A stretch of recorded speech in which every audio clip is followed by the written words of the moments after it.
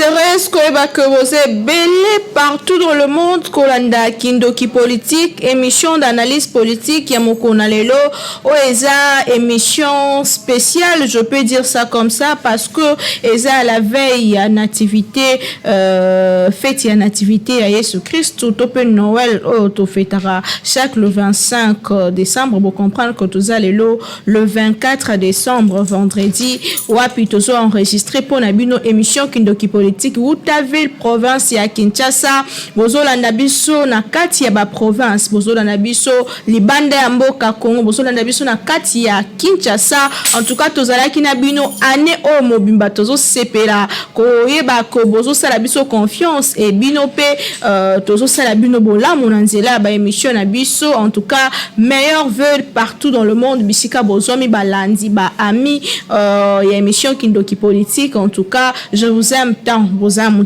manangai, meilleurs vœux de prospérité, de santé, de bonne santé, de longévité. En tout cas bozala malamu na ba famille na bino Noël les alobi bo fêter ensemble la ba famille et ça la bien ensemble toye bandenge nini ko partager bonheur et ça la kitoko makasi ngape ana Kindoki politique toza toujours on a pour nous servir bino na cadre émission ya mokona lelo lenge na loba toujours que tozala wana pour nous analyser ba actualité ko critiquer s'il le faut nyonso na suka na yango to memaka mwa libanga moko ya mokie pona kotonga édifice munene o ezali bongo République démocratique du Congo, ezali mboka ya bakoko na biso.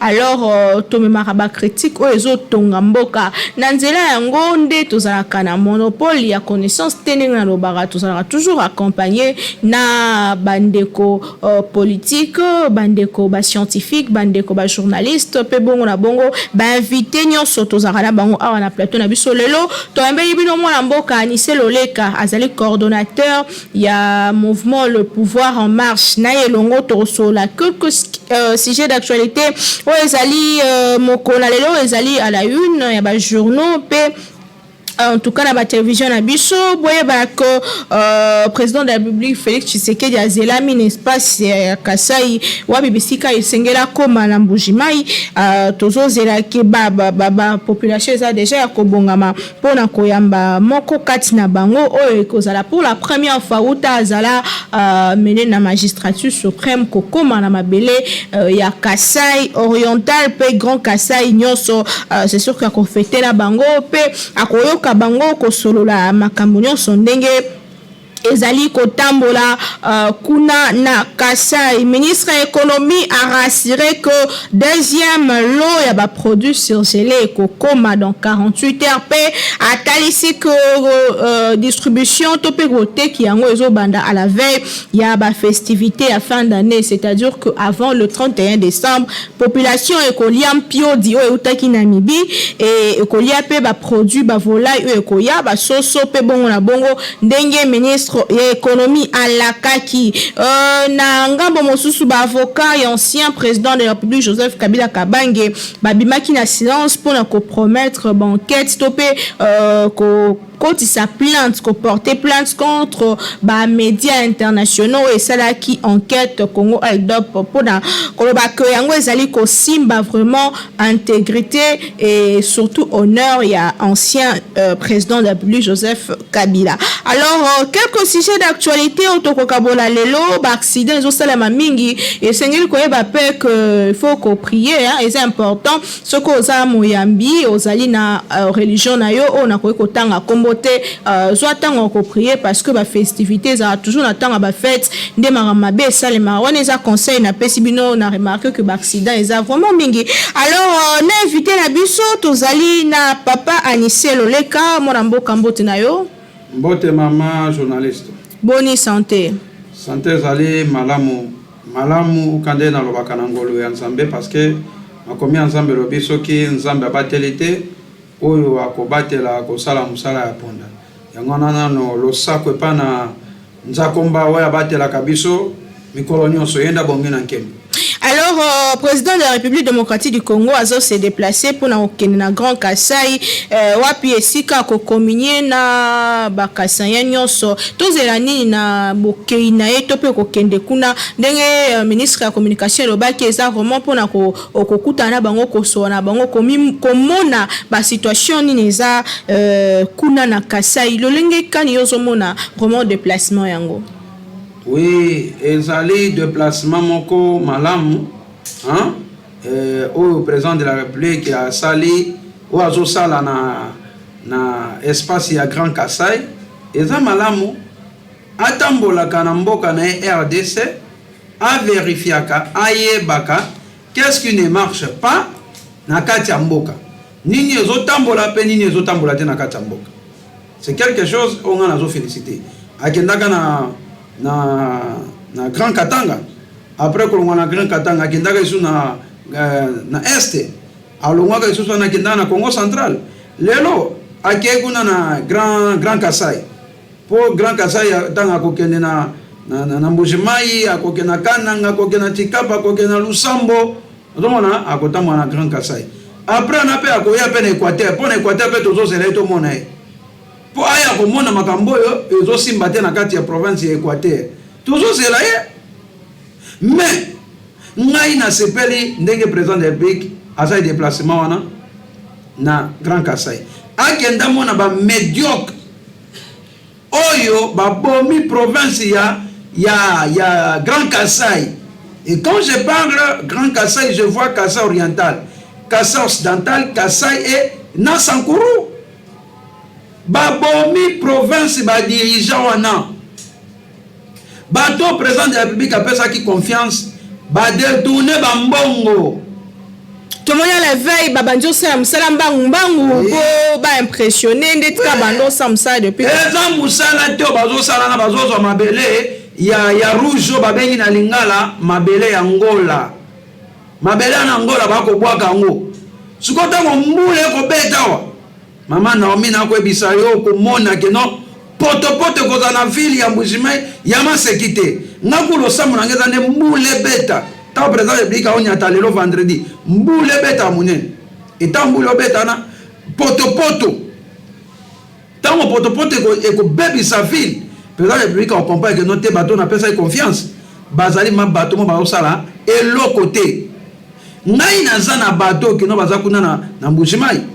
Je ne peux pas citer leur nom. Aza bateau na kata DG mais bateau baza kata ministère belé. Ayebi singa bi coordonnateur. Makambo Sony.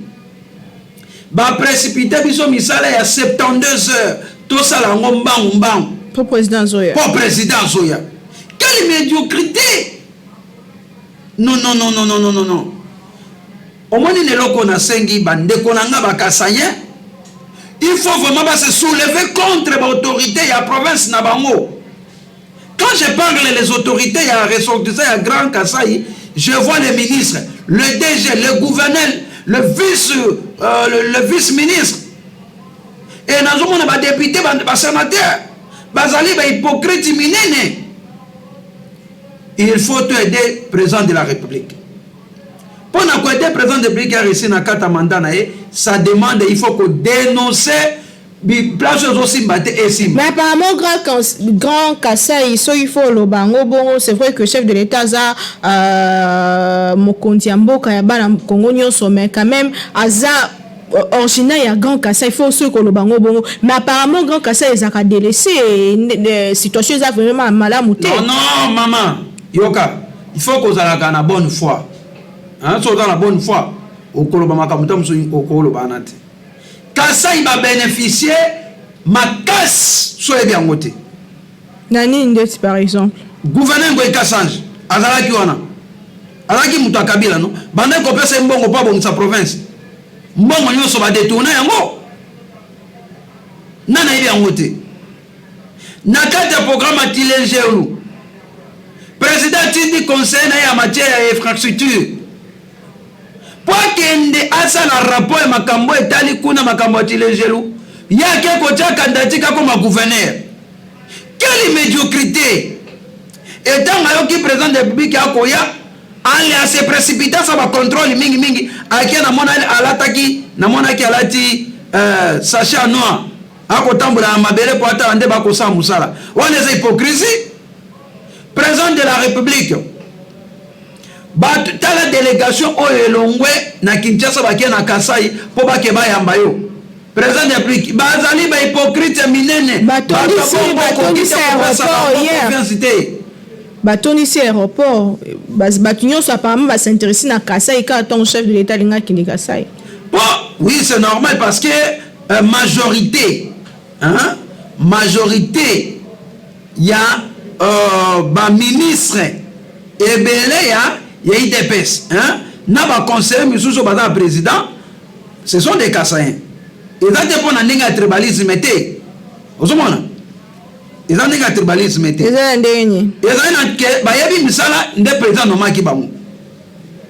Coïncidence. Coïncidence. Écoute, dans compétence et qui n'est pas en Kasai. Te, oyebi musala na yo. Vous comprenez? Aux appels Kassaïens. Aux appels IDPS. Bon, aux appels tamamba IDPS, attends, aux appels IDPS, c'était pas quoi pour qu'on nomme. Ils ont un problème témé. Ngande na zo be non o ezali. Hypocrisie monene. Comment expliquer que le président de la République a dit que talandenge ba mati bakei bazali ba flatteur bande de flatteurs. Il faut le président de la République a sanctionné Batouana. Au moins le président de la République a sanctionné Batouana. On va que ça mabe président ko pesa siko bango mutu. Mais est-ce que il faut population à s'attendre na nini comment on a passage à président de la République na Grand Kasai? Et la bosse n'a pas quoi bisa ko bossa na président de la République azali ressortissant à Grand Kasai. Hein? C'est normal tous les Kassaïens. Hein? Bako ko kende ba yambaye. Mais zate ba Kassaïens oyo ba détourner mbongo ya l'état caisse ya l'état pendant 18 ans. Ba sale lo côté na province. Ata hotel batongi te ndako batongi te sokone bakendaki ana baki ovanda wapi mwateki no ezali yango somona bafinga matata mponi o ayiba me matata ayibi atongi na Manyema atongi na province neme atonga beka na kata Congo. C'est ça les gens kenga na ko encourager te ki non na oso ki ayibi mais na ndenga ayiba nga na ebite na tika la mona te ndenga zo yiba mais na yoka kande bato bakaki non matata ayibi mais ayibi atongi kana RDC ozomona siko c'est quelqu'un même à féliciter mais ba yiba pendant 18 ans na kotanga ba komo na bango awa ebele ba travailler na kabila kotanga kombo na kotanga ba kombo te mais bazale ebele les Kassaïens na tango kabila ba détourner na tango pe afati ba détourner ba bien ebele et ba détourner mbongo ebele à l'état. Mais na Kasai kuna ata ndako ya manzanza pamba oyo ezate mais loko bayoki président de la République ako kende kuna na kata Kasai bakei mbangu kuna bande de flatteurs. Il faut président de la République a sanctionné bato bongo po tilelo président de la République a rapporté ya Kasai tabanzela président de la République bake kota banzela ya Angola ya mabele ya rouge mabelo na soka mbule beti poto kozalana ata so nzamba ba kita kokotambola terre batika flatterie. Il faut dire que la population Kasai s'est retrouvée sauvée en Amango comme on a chef de l'État Nengazo Kindo le Kakuna espoir ezali comme on a changement. Non, le peuple Kasai était allé RDC Mobimba. RDC Mobimba va s'appeler na président de la République. Parce que Azali n'a pas été malam. Bandolo baka otambola ka libanda siko azo. Non, kotambola libanda ezali diplomatie. Pour na ko restaurer diplomatie à RDC na bamboka mususu. Pour diplomatie ekufaka. RDC azaki na relation malamu tena ba pays mususu. Mais koya ya président de la République lelo RDC a commis sikoko kozoma ba relation petit à petit. Ozomona. Mais lelo bande ko bakeno avant d'agater na mboka. Yo kaisi kaka boye abimika pamba non abima pona makamba diplomatie mais lelo loko avai na kata mboka atamboli sikona na ba province non abandi ko tambola uzomona tanga zo tambola na ko lukenterani intérêt peuple congolais que devons-nous attendre de sa descente na bamona yo na sengi na peuple kassaïen on a zo be te ba ministre non ba population ya Kasai bayoka sonité bayebisa na président de la République vérité oyo ezosimba te na kata province ya Kasai. Ozomona exact omoni nde mpona koyede président de la République ngai naza coordonnateur le pouvoir en marche na soutenaka vision ya président de la République mais mpona koyede président de la République po aresi na mandat na ye il faut sikoyo kodénoncer bato oyo bazotravaille malamu te. Mpona kobanda kodénoncer il faut kosite tokokoma ntango kosite makambo ya vie sociale na kotani oyo baministre moko na moko bazali baincompétent. Il faut président de la République asala remaniement mais yango tozoloba asengi na population kasayen ntango président de la République akoya ntango boke koyamba na aéroport bandeko na ngai bakongolais boyebise vérité oyo ezosimba te na kata province ya Kasai po ntango akoya Équateur okomona nde na kozwa avion na kokende pendant une semaine koprépare koya ya président de la République na Mbandaka na koprépare koya ya président de la République ala te so sisi na Kasai akoya na Équateur ntango akoya na Équateur na Mbandaka na koyebisa vérité tokoyembela ye na ndenga ye tokosoutenir na vision na ye mais tokoyebisa mpe vérité ke no président Équateur ekufa mpe ezokontinue na kokufa bazokosa yo mpe baconseiller mpe mpe baministre ke bakosala mosala bazosala mosala te tala réalité ya Mbandaka ndenge bakomona leo réalité ya Mbujimai ya Kananga ya Tshikapa ya Lusambo ndenge amonaki kuna na Goma. Nini faut sala pona bato bazosala musala malamu te apparemment na discours na chef de l'État se plaignant makasi komona que bato ebele bazo ko concrétiser côté na misala vraiment te vision na ye de choses. Alors kokita na ye to moniongo déjà na ngamba Kasai babandi ko se précipiter ko sala musala semblant mo ya musala ndetika basala musala nini ko sala na bato wana basala musala te o bazela chef de l'État landela nyonso. Matondo mingi na mutuna wana mama journaliste oyebi ke président de la République akendaki awa na Goma bakosaka soki 10 000 policiers si je m'abuse so na la bonne mémoire bakosaka no basoda ebele baza kuna président akenda kokuta soki 2500 soldats pamba bakosaka président de la République et le président de la République ye moko alobaka yango ki o bayebisaki nga na onga moko na mona sur terrain ezali des choses différentes. Mais depuis le président de la République a remarqué le Coran, il fallait automatiquement le président de la République a sanctionné ce qui est général ou général d'état-major a sanctionné. Il fallait le président a sanctionné général d'état-major pour que les militaires soient dans l'Est. Mais le président a montré la réalité, par rapport à ce il fallait le président de la République a sanctionné. Mais si je me rappelle, le président Atikala a sanctionné. Et ça qui que non, et ça qui m'a bé. Pour que non, président il fallait a sanctionné. Donc au film aussi oui, il faut le président de la République qui fasse sanctionner bango. N'est pas que qu'on a la carte à Kasai. Tant qu'on remarqué que non, place yo mabé zali automatiquement. Le président de la République a sanctionné Batouana. Le pouvoir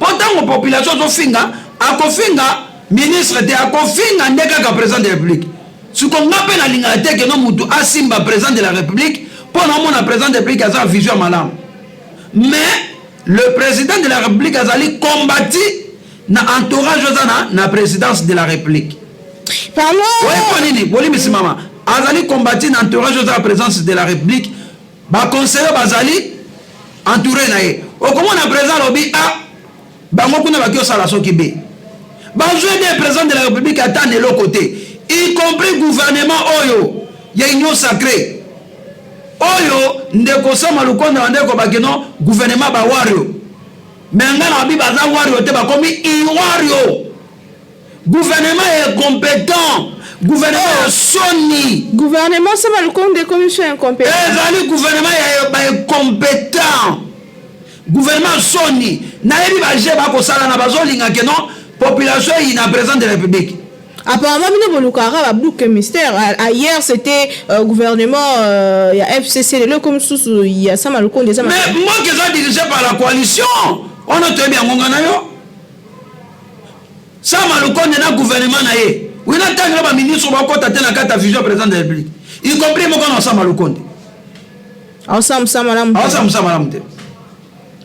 Pourquoi? Ministre économie, à cause de bâton pio de Goya, exact. Kajembo, zéro. Ministre économie. Mais ça va. On a encore tout nos problèmes. On a un ministre qui il y a la 5 président de la République. Lobby Noël, il faut que ça va la boca. Noël, lobby, mais où est-ce que il y a un 5 président de la République à sanctionner bateau, à cause de Moussala Malamou. Té, bandant entourage, il va conseiller. Remaniement, il faut salement. Président de la République a l'ongol va conseiller Moussoussou. Et a diminué le nombre de conseillers dans la présidence. Pour les conseillers, il y a mon côté. Bravo, na conseiller en matière de sécurité, François Béa. Coup de chapeau. A kosa Moussa ne malamu. Et comme sous émission, non, tala. Papa François Béa, il connaît son travail. Il a fait quoi par exemple? Conseiller président en matière de sécurité, c'est un bon conseiller parmi les conseillers au Bazana. Le meilleur conseiller Zaï. Parlons État, parlons après, il y a 5 présidents de la République. A bandasiko ko sanctionner na niveau ya cabinet naïe. A ça la remaniement à longola misous. A diminué peu nombre ya bato cabinet naïe. Et dans le gouvernement, il y a union sacrée oro a bandasiko pour sanctionner ma ministre. Parlons État, parlons République démocratique du Congo. Balamboka Bamituna wapi poisson. Namone batubatie sur les réseaux sociaux. Image kosenga mpiodi utabola kabiso mpiodi produit nani ministre ya économie alobi mpiodi dans 48 heures. 48 heures ngwe koya na Kinshasa. Oya matadi bomba mawapi. En tout cas, c'était quoi l'idée? Ya rozwa mpiodi gouvernement était comme mpiodi. Bote karona wapi bo sale mandeni. Mino batu bo soutenir vision président de la République na union sacrée union na 4. Qu'est-ce qui s'était passé et qu'est-ce qui se passe? Matondo mingi omoni na oetali ba piodi ba soso biloko nyonso oelaki ya kolia tozaki na kata cas d'urgence ozomona autrement ça les a quittés boyebi ke tango ministre économie ayebisaki fake que biloko ekita fake atelemelaki abaye moi biloko ekite za te et toyebi ke non aketi na conseil de ministre apesi biso ba prix na awa tozelango emona na te na solobela no alobaka nyonso awa we titi nga kutu natangela ko ba article 10 awa na émission awa ya balwa makambo mosusu wana toye komona ke na kata biloko wana ancien régime bango pe baza na ba biloko na bango ebele entreprise ya biloko ba mpiodi wana ba blokaki oui population mais ba bloquer bino na mpiodi wana na nabi ancien régime na ebité comme mutu na bi ezali na ba société kana komba mutu Kabila il a fait sa part botika ya vanda na kimia FCC asali Moussa na botika vanda na kimia toza kana ancien président to mona kae omoni makambo oyo utu ko tuna ana na lobi boye elaki na entreprise msusu ya bampiodi wao ya bampiodi ya basoso elaki ya bato ancien régime baboyaki ke non biloko esa nini ekita yango gouvernement congolais ekendaki collaborer na gouvernement namibien mpona biloko esa nini eya nde tolandaki yango biso ozo ke non RDC gouvernement ya RDC na ya Namibie basololi RDC sikoy fo batoni ya bampiodi ya basoso eya ministre économie alobaki yango tomonaki ya chef du gouvernement pa alobaki tolandaki biso nyonso nzoka nde ezalaki lokuta monene lokuta nde tomona une tonne de poisson outi ko ekomana ekomaki dernièrement lokuta eza wapi ministre économie amla lokuta tomoni image bazokitisa ba image so suko za montage so ke yena Kinshasa ngane na ndimi mais n'oubliez pas biloko na eye pona RDC mobimba te eye pona kolesa ba congolais ya Kinshasa eza te RDC mobimba ozomona tozaki na cas d'urgence il fallait biloko na eye pona bato ba fêter malamu po ba prier biloko sa nini ekita lelo biloko ninge na yoki babike ezoya yo lobike ye menga na tikalo mona ngote ministre économie premier londe ekomaki na matete eza wapi kasi babaki mituka ya égal eba komemango toute une semaine ou 2 semaines mpied tango vandaka ya matadi wana eza lokuta ministre économie akokosa bato ngana kondimation na moni mpio diane ye na Kinshasa bakino bale yango na fête waza makamba lokuta omani bato bako combattre vision président de la République eza ba ministre économie oyo nayebi te soki awuta wapi ministre économie oyo mais c'est un sujet ezalaki débati na kati ya conseil de ministre ya nayebi sio non pourquoi indexer ministre économie alors que esolomaki na bazokende yoka toka nazobisa o nazozwa secteur na secteur ministre économie azali compétent akosi population ke mpio dezoya lobi le 25 non sukolelo mpio ndenge yete sukolelo le 25 ba population baoliani omate keza lokuta suko nyonso wana tango population azomona eloko te akobanda siko kofinga président de la République mais président de la République azali na volonté ke mboka ke liboso président de la République asapesa déjà go mutu na mutu asala musala na ye ba mbongo esebima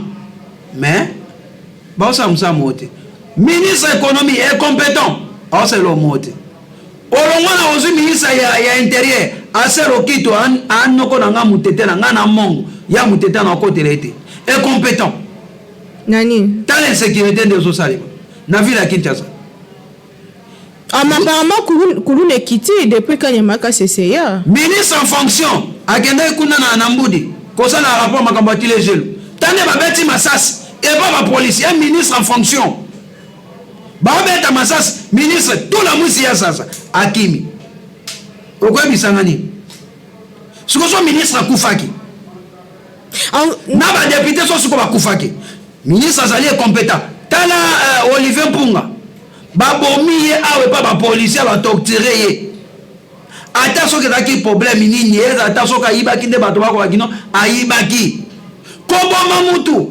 policier non police nationale congolaise musalele ezali kosécuriser population na babien na ye azali atande ko Olivier Mpunga asalaki mabe mais la vie humaine est sacrée c'est codé dans la constitution basoda o babomaki Olivier Mpunga il faut justice congolaise elandela bato bazala condamné à mort affaire eza na niveau ya justice bazala condamné à mort olongwana ozwi tracasserie ezosalema ba policier nyonso kende na baare nyonso komona tracasserie epai aselo okito nokolanga mutetela akosala musala te incompétent ville ya Kinshasa vient na ngai Silvano Kasongo basoda na ye bapolisier ne plutôt incompétent baosala musala mote bazofingisa gouverneur ya ville Gentini Ngobila bakofingisa général Silvano Kasongo bakofingisa mpe nokolanga aselo ministre intérieur pamba bapolisier na bayebi eloko te. S'il faut dire dans ce sens, apparemment, le gouvernement s'est mal compte d'échouer et vision chef de l'État, comme la troisième année. C'était l'autre des ministres. Donc, le ministre il y a transport. Charibé Okende, Mawa. Transport est comme combien? 2000 francs. Donc, on a billet d'avion local. Transport ya mituka. Ozomona makambo ya biya qui ta présent de République monde mutu akwesaka makambo wana apparemment noso esimbi c'est le président so esimbi te c'est le ministre mais mutu azali na mutema malamu alingi ke mboko ekende liboso zaka président de la République apa président de la République mais tu penses toutes ces même ma charge union so quand même tozo kende za so tangela yo tolongo wana cheribe okende tande ba transport mati aw transport comme ba 2000 3000 mais na arrêté transport ba comment 450 500 francs wale zali siko kosani ko fingisa siko président de la République et ba na population tolongwa na ministre agriculture mawa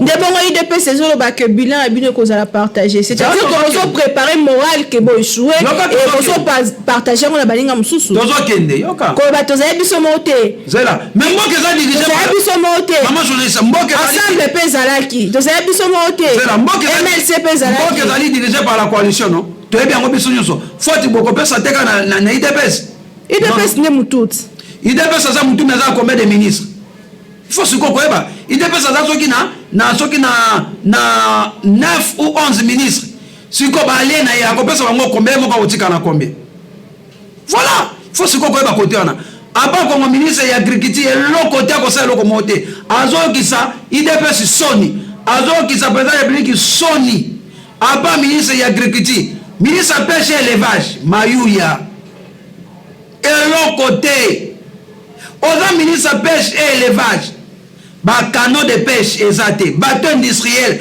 ezate tozana balaki awa balaki Tanganyika laki Ntumba hein balaki doa awa tozana balaki awa balaki na biso exemple quoi laki Tanganyika tozaka na 9 couches tu utilises combien 2 couches ni les angaka ba canot de pêche chaque jour le bailo comment solution et ma camion sur le bailo parce que apparemment bazo bloquer année sur année bazo bloquer bino to ke na suka manda ba bloquer bino solution ezalani là tozokende pêche élevage et le côté musane ezali mais ezali na secteur na ye mutakoka kosenga ba bateau de pêche ba canot industriel et bateau industriel eya ekota na balaki awa ebomela biso ba mbisi lokwa ba njombo ba minganja ba mboto ba mabundu bangolo bamingusu tokole lisusu bampiodité babiloko ya formol yona 2022 tokole lisusu mpiodi te so tole mpiodi sama loko na gouvernement ne bakodémissionner boliani il faut tolia bambisi ya mboka na biso mo toza na fleuve non elo miso tozangi na mboko elo ni kosala po bo réfléchir en te avant botinda mo na Namibie mais na biso zaki cas d'urgence esenga ki fa biloko aneya ozomona esenga biloko ya mais en 2022, tu connais son priorité. Ministre, il y a pêche et élevage, ni agriculture. Basa Moussa Malam. Remaniement perso, il y a un janvier couteau. Bazo Kende Bango, tout, baïbe le côté. Bazo finit sa président de la République. Peu bazo qui ça, il dépêche Sony. On a sous émission de Anissé le cas. On a sous émission. Si on a posé question à sous, quand on a mis sur lobby 2021, yango esili. Année passée, l'année 2020, l'année 2019 pour le baki, bakanga kibino FCC. Parce que année 2021, yango esili, bobi siko ok union sacrée ndo simbata. Apparemment besoin indexer bango. Lelo ceux qui photo tanga la misapi. Ba réalisation en chef de l'État en 2021 o ezani. Lokola azali première institution mboka hein toza 4 institutions ye moko nanu na volonté na ye na bolingo azana ona kata mboka bolingo président zanango ye moko a restaurer diplomatie ta ndinga zo voyager ka o ezala kité liboso o ezala kité kufaka a restaurer diplomatie état de droit a tchangwa envergure bato yo bande ko yiba mbongo l'État babandi siko ko banga ba misu bakangaki bango soko mo babimi bafuti mbongo bazongisi so ebe yangote gratuité enseignement adezali codé na constitution article 43 mais e ko kota envergure en président de la République apesi ordre tolongwana état de siège n'est-ce pas président de la République a décrété pour l'intérêt du peuple congolais résultat ils ont été positif 6 mois après positif omona ngote ozomona mais zali na bato misusu oyo bazo combattre état de siège pour banda ko ibaka minéraux toyebi bango tala volonté président de pays pona kokende kosukisa po ezebele président de pays a koluka vie sociale à restaurer yango descendre au président de pays a dit au sala na mbujima ingezande chef de gouvernement. Est-ce que vous restaurer déjà? Hein? Vous restaurer déjà une vie sociale. Na vie sociale. Vie sociale président de la République appelle ça qui go. Appelle ça go. Pour apparemment nous se matiner population zo bisa biso na mapa. Tozo kende yoka. Nous se matiner. Tozo kende. Président de la République appelle ça qui go. Abi que non ministre ça musala batie ba moyen G. Mais ba ministre baza compétent. Yango na sina biso que na janvier remaniement zo salema. Volonté exam la ministre ne bazo. Ba ministre bazo combattre pourquoi ba ministre va combattre pour baby que tozo akata coalition. Baza akata coalition il faut que ba mboka za dirigé par la coalition. Ce qui na 2023 qu'on pèse contre Randi. Il dépêche à couper sa contre rendu. Ensemble, Moïse va couper sa contre rendu. FCC a coupé sa contre rendu. ML a coupé sa contre rendu. Ils ont des pièges. AFD a coupé sa contre rendu. AA va couper sa contre rendu. Ils ont des pièges. Mboka za dirigé na coalition. Bango tout va couper sa bilan na bango. Et puis bino bo ba na suka ke za binoté za bango ne bando. Mais tout dans la coalition.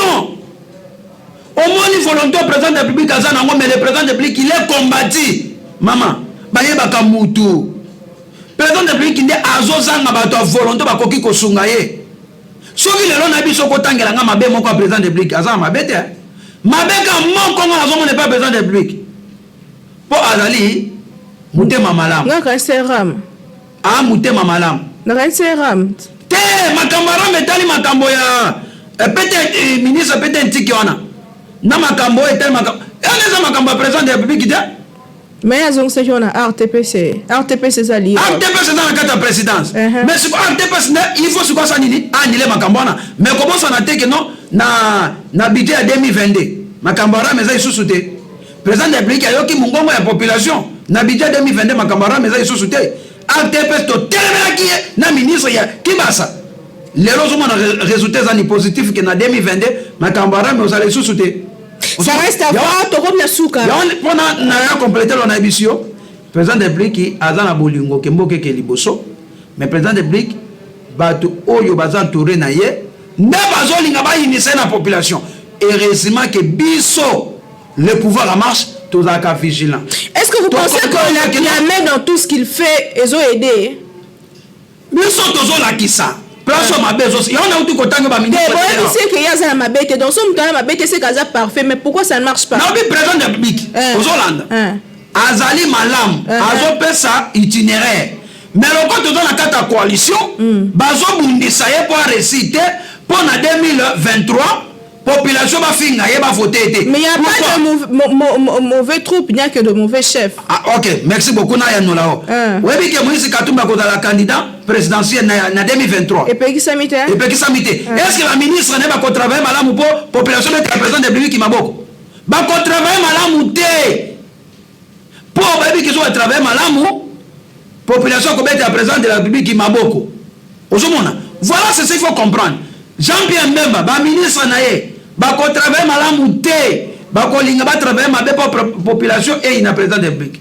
Ba ministre ya bati, ba ko travailler mabe pour na nini pour ba finga président de la République. Ba ministre INC, na AFDC, ba ko travailler mabe.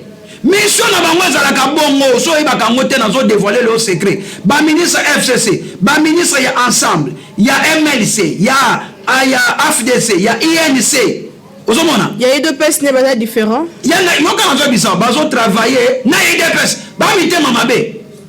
Il y a des gens qui ont président de la République. Il y a des gens qui ont travaillé. Il y a des gens qui ont travaillé. Il y a des présidents de la République. Au moins, pour CPLA. Et là, le ministre a dit cadre. Bravo à Nicolas Kazadi. Hein? Pas ça. Ah, ça me semble malade, mon ministère des Finances. Hein? Makabeze beso mina dévoilé. Ah, ils ont makabeze belé. Bravo pour naé. Les lots Tony Mwaba. Azo Bunda. Vous avez félicitations. Azo Samsa. Azo Monana. Azo Mon. Les lots. Ministre à travail. Bate Moussani à travail. Les lots. Tabato. Chômage Zali. Ministre à jeunesse. Yves Mboukoul. Nakenda kepa no yambaki ngai. Pour tout ça, la descente in Équateur, pour ma cambo étalé, il y a président de la République. Si les 4 mois, 0 à 0, besoin des présidents de la République qui étaient. Aux hommes. Et dans la ministre baza belé na bazo donc vous préparez un discours en 2023 pour dire que c'était pas nous batu bakalaki biso warrior Isaac Musalate FCC Kutu ndebongo et sa population alors que population ça va vivre Elia Emela ezwa transport batangisa bana bino boya que non batu bakalaki biso est-ce que c'est responsable Moka est dirigé par la coalition c'est-à-dire que non tokoka bola perdre nyonso muto akoza peine na ye comme na suka te dia bo préparer perdre non IDPS akosa la peine na ye ensemble akosa peine na ye FCC akosa peine na ye Cash akosa peine na ye INC AFDC MLC mutu na mutu za rapport ko pesa la population parce que mboka zaki dirigé par la coalition ya on dit quoi biso que non ba ministre ya ensemble ya Moïse ba ko travailler malamu te po babi que so ba travailler malamu population ko bete président de République maboko bango baza besoin que population e finga président de République pour Moïse a ko postuler en 2023 ndenge moko pe Jean-Pierre Mbemba ndenge moko pe bato ya FCC ba ko travailler malamu te ba ko linga que no population e finga ka président de la République pourtant population so finga président de la République na 2023 baza na ba candidat na bango ba ko bimisa ba ko ba que no bo voter yenda ko sa malamu maintenant na zolo ba na 2023 biso le pouvoir en marche LPM en cycle 4 coins sur RDC toko la mobilisation toko reconduit président de la République en 2023 pour assis sa projet na ye ya malamu. Vous pensez que espoir ezali à 82%. Nazo la parole le président de la République à Kozala réélu encore en 2023. C'est bon, aussi vu sont le pouvoir en marche et la grande province de l'Équateur et 4 connus sur RDC toko reconduit président de la République. Pour Azali na vision malamu mais il est combattu. Yangwana na 5 na président de la République na janvier remaniement Salema. Ba ministre oyo bazali est compétent. Alongo na bango. Ba ministre belé musu ba stage na gouvernement alongo la bango. Ba conseiller bazali na carte présidence misusu ba stage bazo aider présidenter balongwa bazo ki sa président de la République soni comment na président de la République na makanisa za kana yango ya malamu metala bato bazo ki sa soni yango na 2023 biso le pouvoir en marche LPM en cycle toko voter président de la République massivement toko reconduire na magistrature suprême peut toko pesa majorité na parlement pe na gouvernement babuzo banyo se ko za les soute abuo bien. Monsieur Nissé, le Lokatokum Nasuka et Michel Abisha Mokonalelo, votre mot de la fin par rapport à l'émission de ce jour et Narolinguez en naissance, il y aurait sa chef de l'État, Topo sa gouvernement. Qu'est-ce qu'il faut faire pour remonter la pente? Apparemment, pente est vraiment penché vers le côté négatif. Presque tout ne va pas. Neymar Mbozo qui les zéro trou, tout ça, Kolia et Savon Coupe Mati, Maki et Mati, Oche Crédit Bazoui. Donc tout, apparemment, tout ne va pas. S'il faut dire un mot au chef de l'État pour remonter la pente afin que 2023 Makambeza ya kitoko ezani domaine ni topé secteur ni fois Simba particulièrement pour na sala que ezala ma boom mobwe de pas na kokende côté wana pour na ko ebisa que au moni ba gouverneur ba province hein bazo aider président de la République à tamokete ba gouverneur compétent tous les gouverneurs sauf gouverneur moko na mona ye azo sala moi tout à travailler eza Mansuka Fifi oya kolwezi wana azo travailler musane zo monana ya lolaba mais ville ya kolwezi ba gouverneur nyoso na incompétent surtout bobo ya biso Équateur na incompétent numéro 000 matricule ayebi ro côté bobo wana azali incompétent tabatu na ka bobo wana projet de société n'est pas dans la province Équateur ezani azana projeté et l'autre comme côté 0-0 ba gouverneur nyonso et l'autre côté ville à Kinshasa Gentini Ngobila zo bunda mais ba bourgmestre bazo aider 0-0 ba gouverneur nyonso bazo aider président de la République té olongo isusu wana ozu côté ya sécurité en mboka bato mutusu baza na côté ya sécurité mboka bazo aider président de la République té ozomona yango ozomona président de la République akende ko changer numéro 1 ya ANR po bazo aider président de la République té oye sous na kata gouvernement awa kuna ku kolobate kao na kao bazo était président de République le quoi bazo était président de République on a ça na président de République remaniement président de République ça le mana mois janvier et ça le mana mois janvier bato na nyoso bosa musala to baza ba compétent balongwa ko bandana côté ya présidence de la République va conseiller il faut que l'on la missus au dominer pe nombre ya cabinet na yo na gouvernement ba ministre missus balongwe ba ibe le côté o tira biso ba ministre bazali be ko bazali compétent o ba ko sa musala malam côté ya ba gouverneur élection faut ça ma janvier bombo boloko Équateur est compétent le ministre intérieur ya zo soutenir amona ke Équateur ezo beba mbanda kutu kolobate courant na ezalaka te vie sociale ya Équateur mabe numéro 00 loko bobo boloko wana elo nini oyo projet de société na za kata province Équateur ezate bato bongo ne ba ko finisa président de République et pas na population Équateur yango siko na kolinga te ke non population na Équateur ba finga président de la République oyo azali na makanisi malamu ngamba na osa descente kuna na mbandaka na kosola na population Équateur tête à tête na bisabango et pas na kosukisa na 2023 président de la République yomo komoni gouvernement ya FCC na cash nde ba yokisi osoni yomo komoni gouvernement union sacrée nde ba ko yokisi osoni na 2023 président de la République tela biso gouvernement oyo correspondre na besoin population et na 2023 président de la République na sengi na yo il faut simba ka bilo mibale pour la vie sociale de la population il faut simba na ministère ya agriculture côté il faut veiller na makasi agriculture paix na pêche et élevage tozali na fleuve Congo bambi ces belé ekufa ke bana biso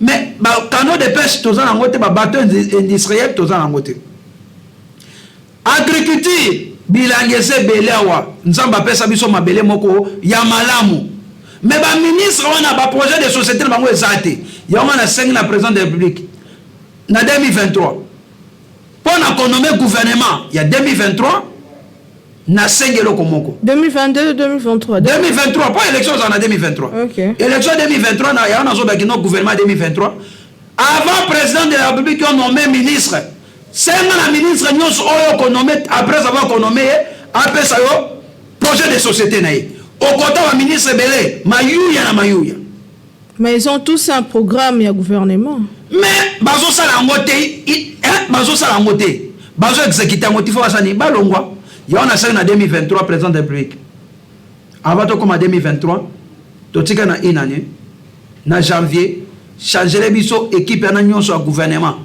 ba berote ba compétent bazo fingisa balongwa osomona balongwa et là pe na sengi président de la République na 2023 biso le pouvoir a marché la grande province de l'Équateur to ko reconduire pour ce projet na yo ya malamu po ozana vision ke mboke ke liboso et yeba ke président de la République yeba été province Équateur na ville mbandaka tozo la peyo oya komona ndenge Équateur e baby